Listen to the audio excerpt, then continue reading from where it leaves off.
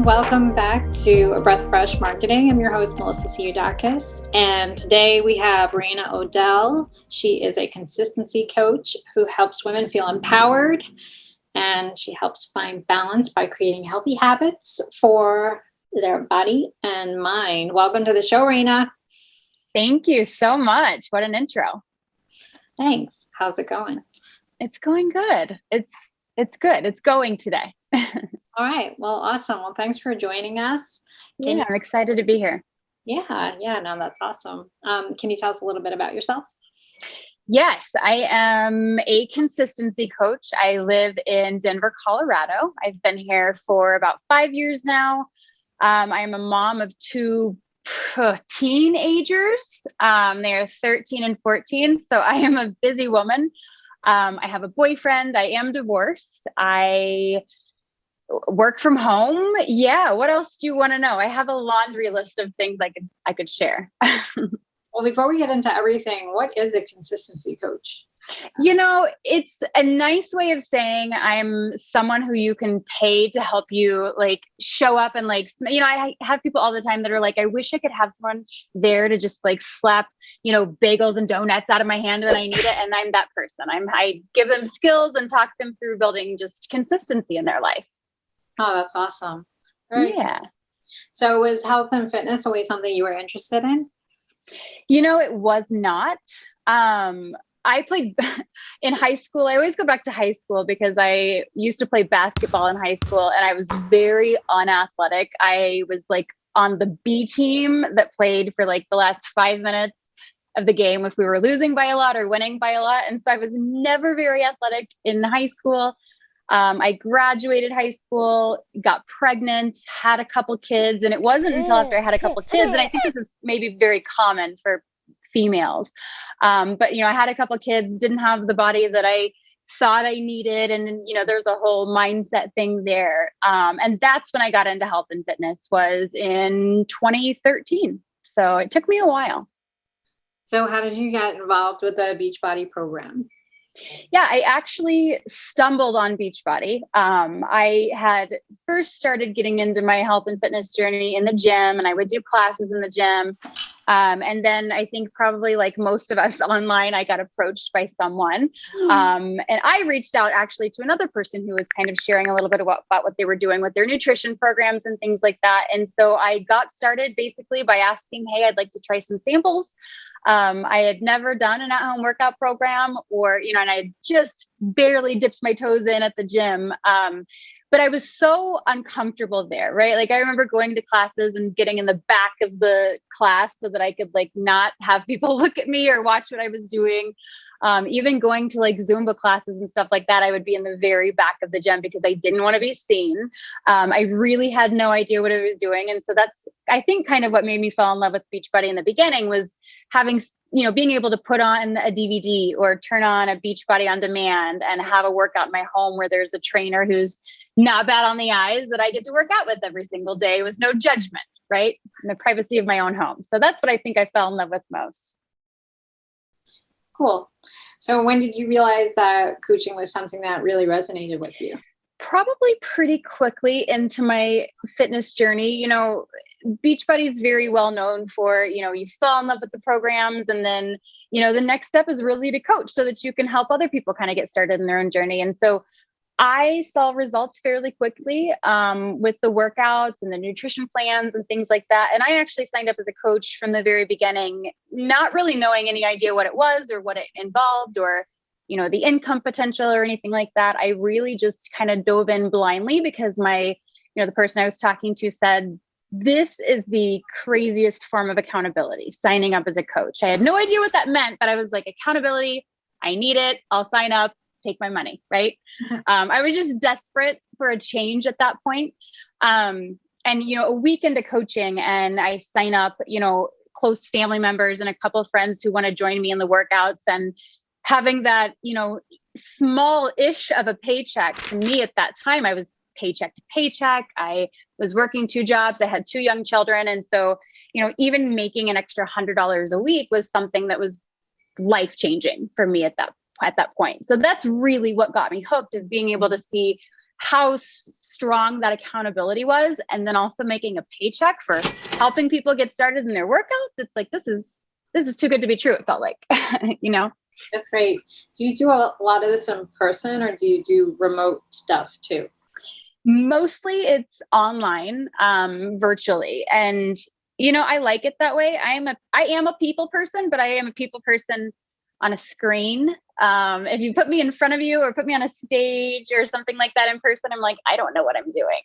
And I'm not as good in person as I am online. So I'm really glad that it is all virtual. You have like the straightest teeth, on a side note. I do. Thank you.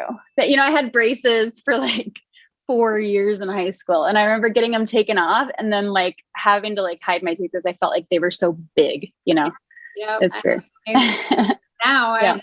again, all these years There later. you go. There you go. I swear I'm going to need them because I was that naughty child who was like, I don't need a retainer. That's so dumb. You know, didn't follow through with any of it. Oh, I hate it. It's like my teeth got crooked all over again. So Oh no. Invisalign, but I did take them out for the purposes of the show. Yeah, well, I love that. It's probably what I would go with if I were to get it at this age. Just try it out with Invisalign and see how it goes. Well, FYI, you can't talk with them in your mouth. I mean, you, but now I have this weird lisp when I try to talk. Yeah. And they're like in the way of your tongue and everything, and you're trying to can't eat. So I thought I'd lose weight by putting in the Invisalign, but it's all the same 30 pounds sitting on me that I can't seem to get rid of. Damn. Didn't work, did it? No, I'm gonna have to hire you. You gotta help me lose weight. Like, yeah. It just so funny. It's so funny. All right. So why do you think having a positive community around you makes such a big difference when it comes to making serious life changes? You know, I think community is everything. And I think that community is also naturally one of the things that not a lot of people have, you know, that support system. For me, it was, especially in the health and fitness journey, I think of that community piece being like, no, there's other people watching. There's other people doing this with me. I'm not on this journey by myself. I run online accountability groups where we just go and check in. And it's like, I'm not sitting there like, are you doing your workout? I can't believe you skipped your workout today. You know, it's like people show up because it's exciting to show up. And when you get on, you know, a Zoom and you work out together and you see other people laughing through their workout or like stumbling over moves, you're like, okay, I'm not on this journey alone. Same with the coaching business, right? Or any kind of community that you're a part of. I think that you have this aha moment and this realization that, yeah, I'm not on this journey alone, because it can feel kind of scary. All different things that we go through, you know, health and fitness and changes and divorce and kids and all of these things. I think the power of a community is just so important for our mindset. Yeah, definitely. So when did you get the inspiration to create It's Just You? Well, that's actually a very emotional story, if you will. I started issues. I know. Maybe by the end of it.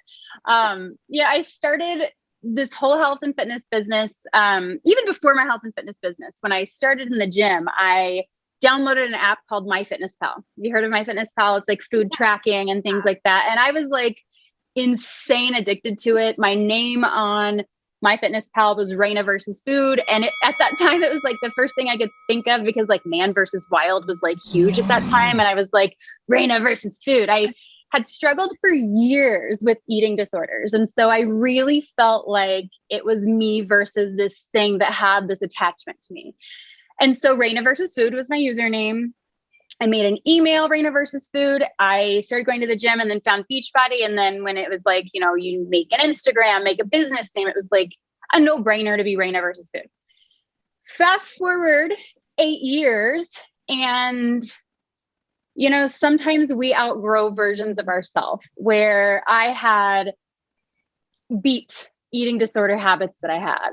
I had transitioned from being a stay-at-home mom into an entrepreneur. I had transitioned from being blonde bob haircut and married to like tattoos and a shaved head and divorced. And so I went through so many different transitions in my life that kind of all of the above forced me to kind of have this aha wake up moment. So as I was making these transitions, I woke up one morning, and I had this, and I'll share it here. I had this YouTube thing happen where, someone got a hold of one of my team calls that I had with Beachbody and just cropped and chopped. And I looked like a terrible person in this YouTube video. And it was this moment for me where I took a step back and I was like, I know deep down that I am not who that video makes me look like I am. I know I'm not that person. Why do I feel so shitty? And it just made me question everything I thought I was, what I thought my values were, like just everything in life. And I got to the point where I sat down and I was on my social media and I was just mad at social media. I was mad at the fact that I had shown up every day for 8 years and shared everything. And then this vulnerable thing happened that made me look like a person I'm not. And so I was going through all of these like all of this personal shit, if you will. I don't know if I'm even supposed to cuss. No, that's cool. Okay. And it just, Raina versus food didn't feel it anymore. Okay. You know what I mean? And so I'm just thinking and I'm talking to myself and I'm outside and I'm sitting and I'm watching my plants and all these things. And I'm like, it's just Raina. And so I like type it in really fast and I'm like, it's not available. And I add a dot available and it worked out. And so that's where it's just Raina came from, was this, it's not me versus anything anymore. I've had my defenses up for so long. I've had like this image up for so long because of social media. And it's just, I kind of just decided to strip everything away and it's just Raina. That's where it came from. So you mentioned about the video, and you said when you watch the video of yourself, you're like, that's not me. And I'm like this terrible person. Like what was it that like specifically about seeing you on that video that made you think that or say that? Well, I think I don't really know how to put it. I think after 8 years of, again, I showed up every single day on social media. I shared, 4 to 5 workout moves a day. Every picture, I took a picture of every single thing I ate and I prided myself on it, showing it on social media, being like, I follow plans. I'm consistent, right? Yeah. And it got to this point where if someone would comment something, I'd be like blocked, done, like, or challenge something, right? Not just comment, but like if they challenge something I'd share, I'd be like, I don't have time for that. I'm not going to defend myself. And I started to find myself being in this headspace of like defense, where I'm like, you don't know me. Does that make sense? Where it was just, I was getting so short and so like, I have no idea what the word is for it. I just had turned into someone else and I could feel it. And it would show up whenever I got on team calls, and it would show up when I would hear excuses from people being like, well, I didn't have time for this, or I didn't have time for that. And my history being so, I guess the only word I can think of is driven, but like forcefully driven, where I would show up and I would work all day and then I'd put the kids to bed and I'd make sure my ex-husband was taken care of. And then I'd sit and I'd work till 2:00 in the morning, and I was, and no excuses and no bullshit. And if you don't take this seriously, like whatever, like I was just hardcore. And this video captured that hardcore in a way where it was like a slap in the face. I was like, that's not in here. That is not in here. And when I strip everything out and it's just me and my bubble, like that's not real. Why is that triggered or signaled in certain instances? And so with that, you kind of ask what the video was. It just made me see that, but it also was a wake up call for me to say, that's not what I want my business to look like, what I want my business to feel like. It's not what I want people to think I am. And so it was, along with the shed of that Instagram name, it was a shedding of anything I held on to from past lives again. You know what I mean? I kind of had to just give birth to a new me again. Is that in a way? You started getting tattoos and stuff and changed your hair? No, it was actually before that. My tattoos started right after I got divorced, basically. I have my kids' names on my forearm. I had that while I was married. And I have one in the middle of my back that I got when I was like 18.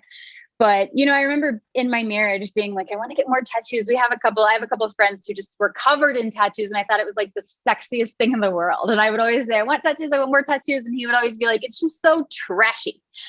And so the moment we filed for divorce, I actually went on a road trip with two of my girlfriends at the time, and we got a new tattoo. And I was like, everywhere I go, I'm going to get a tattoo. I traveled, but I didn't travel without him. I didn't do anything without him. And so it was the first time where I could kind of take something and be like, oh no, this is going to be for me. And so I literally made a decision at that moment, that year, that I wasn't going to turn down any trip. I was going to go wherever I was invited. I was going to, try to do something fun for myself every month. And I traveled so much that I have like an entire side of my body covered in tattoos now that are just all a collection of my souvenirs. They're literally a roadmap. And I get choked up sometimes thinking, like, when I really think about it, because I'm like, when I'm 90 on my deathbed in the nursing home, I've got kids around me and grandkids, like, look at the stories I get to tell. Like, look at the things they get to look at and say, like, grandma did this and she did that and she did that. And look at that freaking tattoo on her neck. And like, you know what I mean? So now I have just like, I love them and I'm constantly in awe of them. And I just think they're beautiful and I love them. Very nice. Very cool. Yeah. We can't see most of them, but I won't. I know. I'm in a dang hoodie. I wore the wrong outfit. Oh, it's like, So can you give us an overview of some of the coaching programs that you offer right now? Sure. Yeah, I do. So I have two different sides. And if you go to my website, you basically see mind and body. And that's kind of where I'm at. And the body side of it is the majority is Beachbody. And I do online wellness groups, and we set you up with workouts and nutrition plans and all of the things. And I am there for support, and I check in daily. I love my accountability group. I actually record every workout I do still, because it's like this weird ingrained habit, and I share it within my accountability group now versus just on social media. And so I'm in there living life and doing my workouts and sharing, what my best practices are and my mindset and all of those kinds of things, just to help people through their health and fitness journey.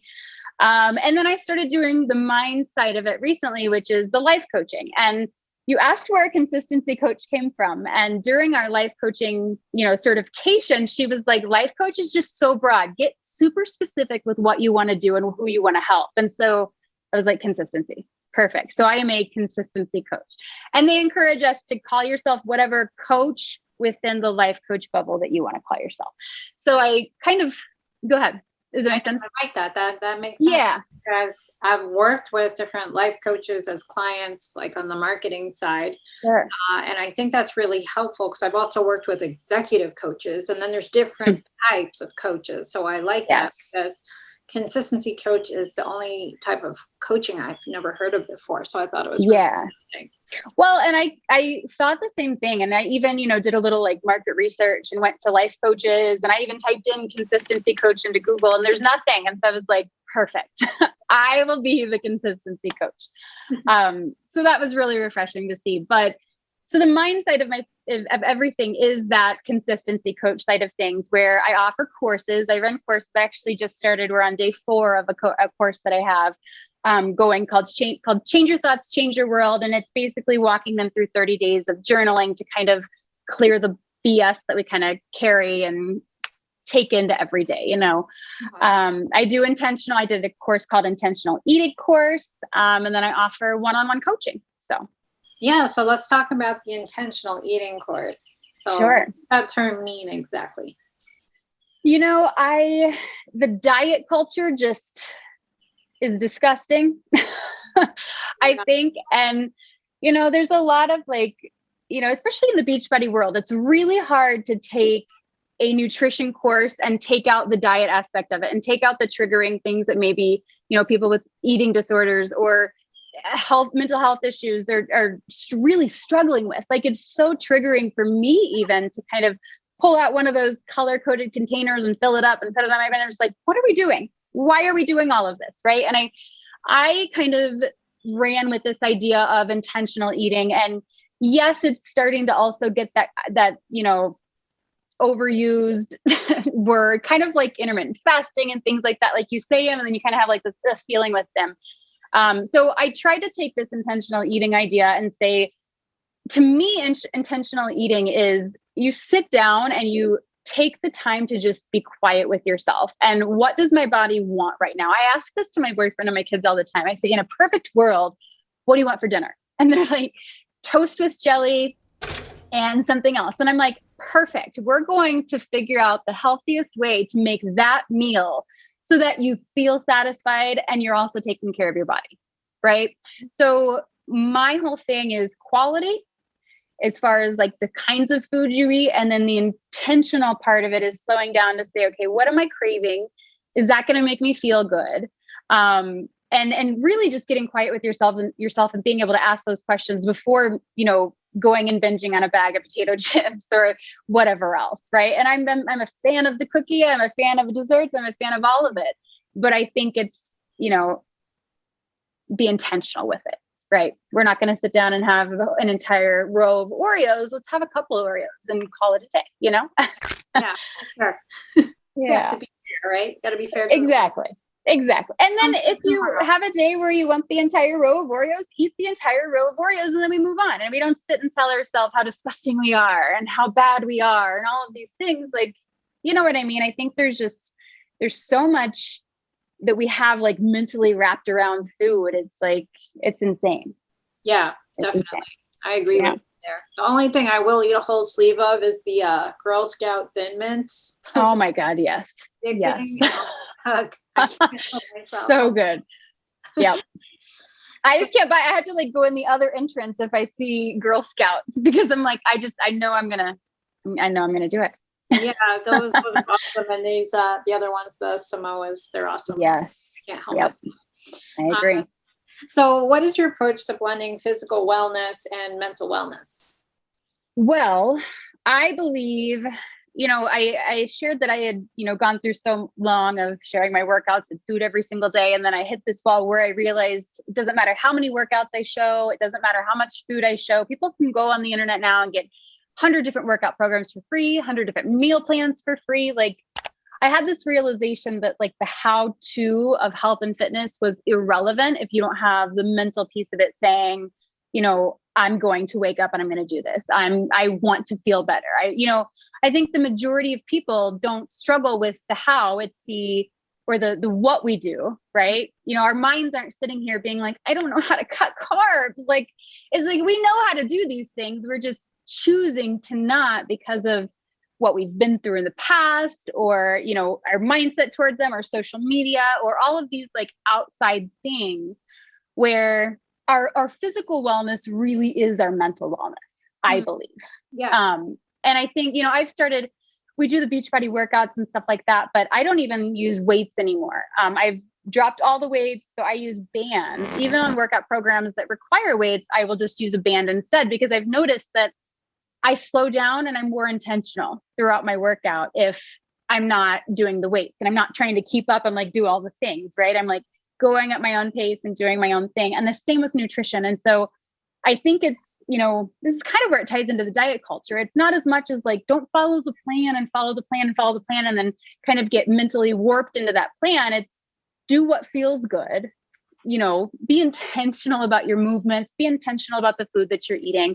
And I think, somebody asked me the other day how I keep such a positive mindset. And I was like, I take care of the vessel. Yeah. It's like they're so tied together. I don't think people realize it. And when this isn't good, you're not going to be giving 100% to your workouts. You're not going to be eating how you want to. But on the opposite, if you're not giving effort to your workouts and you're not feeling your body properly, you're going to be messed up anyway. So they are so intertwined, I feel. Yeah, 100%. You're right. So for your life coaching clients, how do you go about helping them to set realistic goals for themselves?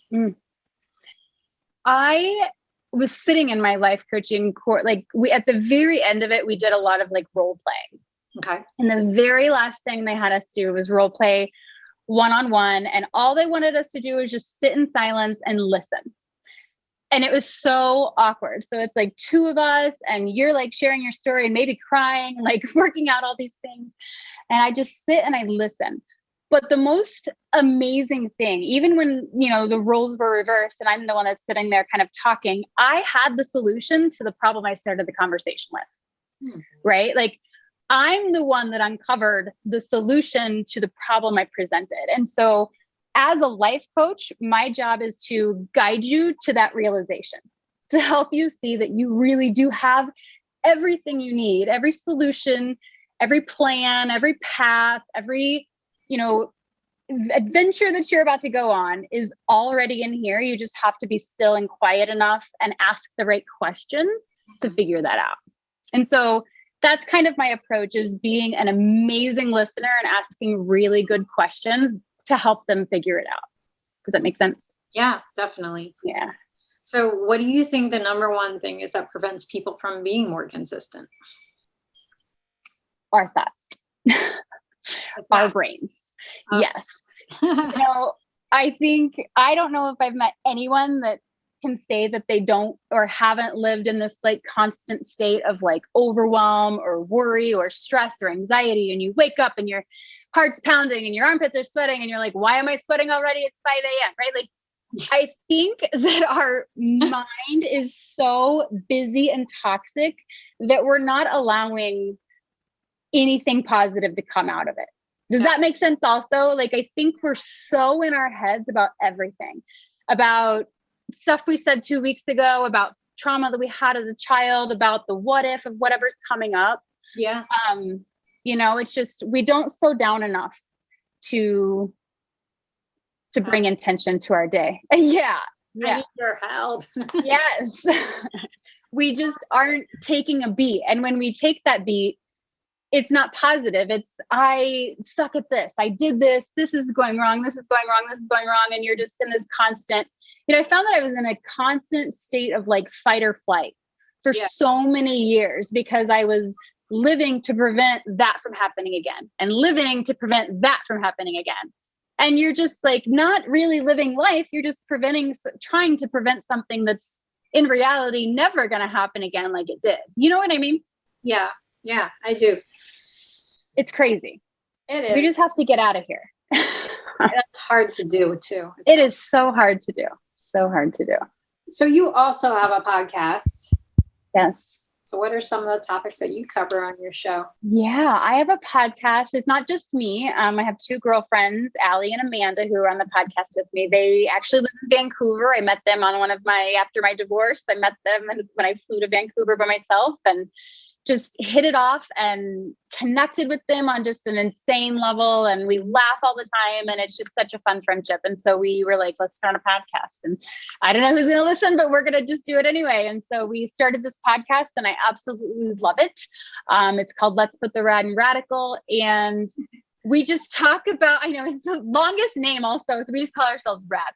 And we talk about everything. We say that we're like the 30-year-old best friends that like you didn't have in high school that you can talk about everything with. And so our last episode was talking about sex and masturbation, right? And this last, episode or two before, it was like plants. And so we literally are just a few crazy 30-year-olds that just get on and talk. It's a lot of fun.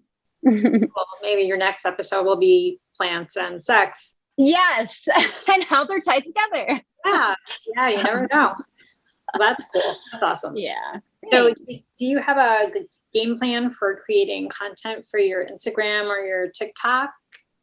No, I don't actually. I'll say I used to, but when I was crazy posting all the time, it was so natural. I posted everything. There's no secrets in my life. Everybody knew everything that was going on. And so when I made that shift, it was like, I want to now show up in a different way where I'm not tied to my phone 24/7. I took a 30-day social media break, and it was the most eye-opening experience of my entire life. After 8 years of never shutting off, I shut off for 30 days. And believe it or not, I was like, I would start shaking randomly. I'd break out into sweats. I was having like physical withdrawal symptoms, which was mind blowing. It was crazy. My boyfriend is like, he tells us, I'm just like, it's insane. It's insane. He's the only person that actually witnessed it in person. But, after releasing all of that and saying, I don't want it to look like that anymore, I do have an Instagram kind of posting strategy. And it is very scheduled, and it is very cookie cut. I don't know how to explain it. It's just very like simple and put together. But on TikTok, I think we've all seen those memes where it's like in 2020, I was like, I'm not going to do TikTok. And then 2021, you're like a TikTok star. And that's how I feel in 2021 is I'm a TikTok star now. And I do not have a strategy for stories or reels or TikToks or anything like that. I genuinely show up for fun. TikTok is a place where I didn't realize like how much fun I was going to have on that app until I was like in it. You know what I mean? Yeah. Where Facebook is like, I can't even talk about Facebook. I'm not on LinkedIn. I don't really do Twitter, Instagram. I'm like, it's not what it used to be. And so I'm like, I'm going to make it business on Instagram, but I'm going to just show up and have fun on TikTok. And it is mind blowing how insanely talented people are. Like I can scroll on TikTok forever and just laugh and laugh and laugh and laugh and laugh. So it's one of my favorite platforms for sure. Yeah, I like it too. It's definitely addicting. Yes. Finally, when I gave in and I'm like, fine, on here, I resisted. And then while I'm like, oh, I can't stop. And I'm sitting there with my finger and I'm going through. And then you look up and you're like, it's been 30 minutes. What have I been doing other than scrolling TikTok? Yeah. And the algorithm gets to learn what you like. So it keeps showing you the same stuff that you like over and over again. Then you're addicted to that because that's what you like. And you have to force yourself to put the phone down. So I think that's great that you did take those 30 days of sabbatical because sometimes we do need to disconnect and do that. Yeah. I mean, heck, that's why I'm wearing glasses. My eyes are getting worse from being on the computer so much every single day. Nuts. 18 hours a day. I'm on the computer or my phone and it's crazy. Like it takes a toll mentally too, and that's what like I think the biggest aha was like, I even a weekend would grab my phone and go to like click on the space where Instagram used to be. And I'm like, there's not even there. Why am I still going to like click it? It's just habit, right? We're like, it's like you carry your phone to the kitchen, to the bedroom, to the bathroom, and then to the kitchen. And you're like, I didn't need it, but it's like glued to our hip for some reason. Baby. It's like, I know, I swear it's crazy. And so they're like, the fact that I had physical symptoms of stopping it, I was like, that's an issue. That's an issue. And have you seen that documentary it's called The Social Dilemma on Netflix? Yeah. I watched that too. And I was just like, they've got me. They got me for 8 years. They got me. Yep. No, we need to be doing other things that are more productive with our lives, like planting. And you're actually an avid gardener. Well, I am a new gardener, I will say, because so we moved into this house this summer. And so there's area for gardening. Prior to that, I lived in a loft. Prior to that, I lived like in the foothills of the mountains. My backyard was like literally a slope. And so this is the first opportunity I've had to actually maybe attempt a garden. I am more so a lover of just plants in general. My house plants are literally everywhere around me all the time. But it didn't used to be that way. Even, 2 years ago, I remember telling my ex-in-laws, like every single plant I buy, I kill it. Like every one of them dies. And I went through this transition where I had a friend who is super into plants and he came over and like put a bunch of plants in my home and was like giving me a bunch of advice. And at that time I started to kind of slow down and incorporate meditation into my life and all of these different things. And I swear I am a firm believer that our plants are a direct reflection of our mental health and the energy that we put out because they're thriving now. They're literally like all beautiful and thriving. And obviously like light and air and, all of this water and all of the things help. But I swear they're everywhere now. And 2 years ago, they were brown leaves shriveling on every table I had because I couldn't take care of them. So all my plants are dead. Well, we need to talk now. We do need to talk. My husband and I are the worst. Like we can't seem to funny. Have like one successful plant make it. And every plant that we get dies. It's horrible. We're just so bad. Yeah. It's in reality, it is an insane. I mean, like I watch my plants so closely where I'm like, if a leaf starts to turn, I'm like, you're not getting enough light. Let's move you. Like, you know what I mean? Like I'm almost like crazy with them. But it really does have to be like the perfect light based on that plant and the amount of water. And it's like, it's such a science. It's crazy. Yeah, no, that's good. You're good about that. I sometimes forget I have a plant, and then we try Yeah. to that you don't have to water too much, and then those are things Yeah. find their way to death. So it's Yeah. One thing that I did that was more so selfish and for like my own mental health was like I teach in my courses and stuff like that. I always teach this like lens shift, right? So like when I get off work, I have to turn off my work lens and put on like my mom and girlfriend lens. And that transition can be really hard, especially working from home. Like you don't have that drive home in silence to like turn things off. Like, you know what I mean? Like we kind of, it's crazy. And so one thing I do every single day, and maybe this is why my plants are so healthy, is every day after work, I walk around with my headphones in and music playing, and I just dip my finger in all the soil of like every plant I have. And if it's dry, I'll water it. And if it's not dry, I just keep moving on. And I'm like listening to my music and just dipping my finger in all my plants. And so that's kind of my shut it off activity, is checking my plants if they need to be watered and listening to music. So that's good, and that's helpful advice. That's a good yeah. actually. So what's your biggest advice for someone who's trying to make positive changes in their lives? Get some plants. Yeah, get some plants. Start there. You know, if I had $1 for every time someone told me to slow down before I actually decided to slow down, I'd be, you know, competition with Amazon. Like I'd be so wealthy. Everyone told me to slow down as I was going through this transition of again, shedding stuff and turning into this or revealing this new person. And, you know, I think the biggest piece of advice I would say is to slow down and get crystal clear on what that looks like. One of the most empowering journaling activities I ever did was sat and journaled on, if you do everything you say you need to do, if you show up for yourself, you know, do what you need to do with work, you show up and you do your workouts and all of these things, what would life look like in a year? Mm-hmm. And I journaled on it, and it was beautiful and peaceful. And I was like, oh my God, like my cute handwriting. And then the opposite of that was what does it look like in a year if you don't do those things?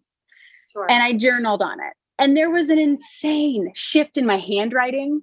I noticed palms were getting sweaty. I noticed it was just rigid writing, right? Where the beginning was like perfect. And I stopped and I looked and I'm like, I have tear spots on my thing. And it was all because of like, this is what my life's going to look like if I don't do X, Y, and Z. And I think the most emotional part of it was I was already living that. Like I was already waking up every day stressed and overwhelmed. I was already waking up every single day doubting myself and then spiraling into negative self-talk. And I think, you know, I read this in a book once, and it said people are always like searching for like this next thing to keep them out of the worst case scenario, not realizing they're already living the worst case scenario. And so that to me was just like, I'm literally living my worst day every day.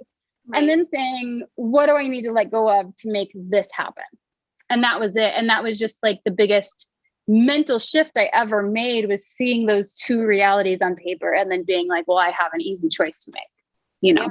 Yeah. Became very clear very fast. Yes. So how would you like to see your brand expand in the future? That's a good question. I have no idea. No idea. You know what really excites me though? And I've been like contemplating it and thinking about it, and, you know, COVID then kind of like throws a wrench in some things and stuff like that. But big picture, I would love to get my traveling fix also. I would love to help people in their home. Like I would love to come and spend a couple days with you as an example and say, walk me through your day. And then the next day say, okay, these are the things we're going to implement to make you feel better and to make life a little bit easier. You know what I mean? It's like an in-person consistency coach to help you just clear the shit out that doesn't serve you, you know? Well, yeah, I'll fly you here to New York, and then deal. Stay with me here, and you're going to run for the hills when you see how this That's so funny. Well, you know, I'm always up for a challenge. So always up for a challenge. But that really big picture, I'm like, to be like, because I think that would check so many boxes of like fulfillment. You know what I mean? Getting you to travel and see new places and meet new people and really see like in person firsthand what the outcome is of your teaching. You know what I mean? It's just like, that would be amazing. So I'll be working towards that. So how can everyone find you on social media and your website so that they can learn more about your coaching services? Yeah. So I branded myself, It's Just You, following It's Just Raina. And then the idea of it is it's just you, right? You already have everything you need. You need nothing else to figure out the issues you've got going on and live a beautiful life. So you can find me on Instagram at its.just.raina. And then my website is itsjustyoublueprint.com.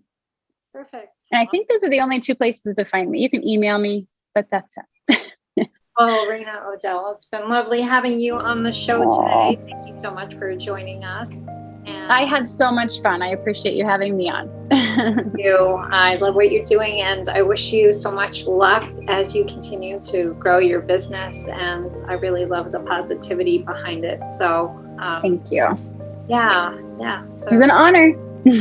Thanks so much. And thank you everyone for tuning in to another episode of our Breath Fresh Marketing. Be well and have a great rest of your week.